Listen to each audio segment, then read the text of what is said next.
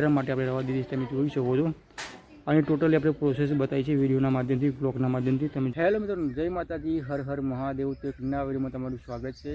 તો મિત્રો આજે આપણે જે બોરવેલ હતો તેમાંથી આપણે મોટર કરવાની છે કારણ કે જે બગડી ગઈ છે તો કઈ રીતે કાઢીએ છીએ એ ટોટલી આ વિડીયોમાં તમને બતાવવાની કોશિશ કરીશ। તો એન્ડ તક વિડીયો જોજો અને આજુબાજુ જે દ્રશ્ય તમને બતાવવાની કોશિશ કરીશ મારા ગામડાથી લાઈવ તો બન્યા રહેજો વિડીયોમાં અને વિડીયોને થોડું એન્ડ તક જો ગામડામાં શું શું જોવા મળે એ પણ તમને આજે બતાવીશ। તો બન્યા રહેજો સાથે સાથે જે આપણે ધરું નાખ્યું છે એ પણ તમને બતાવીશ અને જે આપણે ઘણા સમય બાદ જે મોટર કાઢી રહ્યા છે મિનિમમ 10 વર્ષ થઈ ગયા જે મોટર આપણે બોરવેલમાં નાખી હતી તો આપણે બોર બનાવ્યો હતો લગભગ આજથી 10-15 વર્ષ પહેલાં એને બોર બનાવ્યો હતો તો મોટર આપણે નાખી હતી એમાં તો ફાઇનલી તે બગડી ગઈ છે એટલા માટે બહાર કાઢવાની છે। તો ચાલો એમ તક વિડીયો તો મિત્રો ફાઇનલી જે તમે જોઈ શકો છો કે આપણે જે બોર બગડ્યો હતો તેમાંથી મોટર કાઢવાની છે અને તમે જોઈ શકો છો ફાઇનલી જે આપણે અત્યારે આધુનિક જમાનામાં તમે જોઈ શકો છો એક નવી ટેકનોલોજી જે ઇલેક્ટ્રિક ગોળી આવી ગઈ છે। પહેલાં તો હાથથી કાઢવામાં આવતું હતું ટ્રેક્ટરથી ખેંચવામાં આવતું હતું તમે જોઈ શકો છો ટોટો છે તો આપણે ટોટાને ખૂબ જ મહેનત લાગશે 10 થી 15 જણા દૂર છે આને ખેંચવા માટે। તો ફાઇનલી આપણે કામકાજ સ્ટાર્ટ કરી દીધું છે જે શૂટ કરવું એ તમને બતાવવાની કોશિશ કરીશ। તો આપણે 10 વર્ષ બાદ આ મોટર હું કાઢી રહ્યો છું આજે તો બગડી છે એટલા માટે તો એ તમને જોવા મળશે કે ગામડામાં કઈ રીતે મોટર કાઢવામાં આવે છે। તો બને રહેજો વિડીયોમાં અને વિડીયોને જરૂર લાઇક કરો। અવનવા વિડીયો બન્યા છે તો પ્લીઝ તમે કોમેન્ટ કરી શકો છો અવનવા વિડીયો જોવા માટે। તો બને રહો વિડીયોને આજના વિડીયોમાં।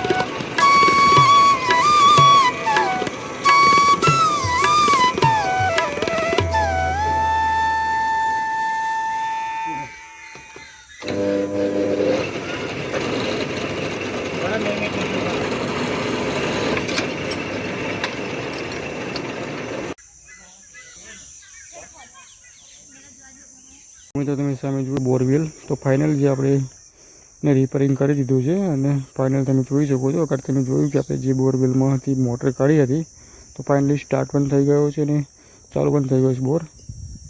તો મિત્રો તમે જોઈ શકો છો આ છે મારી ઓર્ગેનિક વાડી તેમાં અલગ અલગ પ્રકારના વેજીટેબલ લગાવ્યા છે એ ઘણીવાર તમને બતાવ્યા છે તો એક નાની ઝલક તમને અત્યારે ફરીથી બતાવી રહ્યો છું। તમે જોઈ શકો છો અલગ અલગ પ્રકારના આપણે જે શાકભાજી લગાવ્યા છે. ઘણા બધા વિડીયોમાં મેં તમને બતાવ્યું છે, તો તમે જોઈ શકો છો. આવું સરસ મજાનું સીન છે.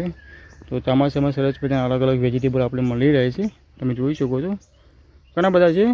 તો તમે આ છે જુવાર, તમે જોઈ શકો છો કે આપણે જે આપણે ખેતરમાં લગાવી હતી, તો આ બિયારણ માટે આપણે રવા દીધી. તમે જોઈ શકો છો. અને ટોટલી આપણે પ્રોસેસ બતાવી છે વિડીયોના માધ્યમથી, બ્લોગના માધ્યમથી. તમે જોઈ શકો છો.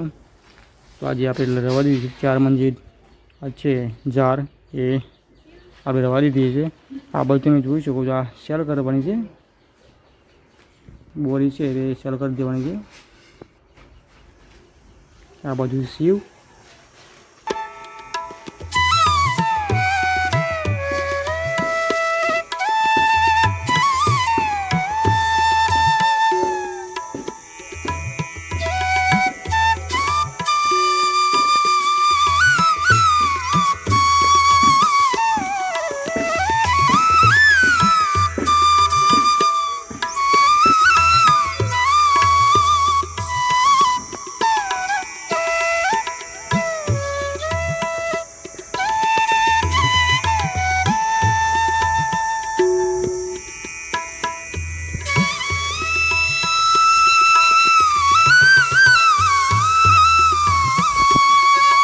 તો મિત્રો તમે જોઈ શકો છો. આ છે ભેંસો, અને ભેંસો પણ તમે જોઈ શકો છો. ગામડામાં જે મોસ્ટ ઓફ પશુપાલન કરતા હોય છે ગામડાના લોકો, પણ તમે જોઈ શકો છો. ઘણી વાર મેં બતાવી છે બ્લોગના માધ્યમથી. તમે સરસ મજાના વ્યૂ જોઈ શકો છો.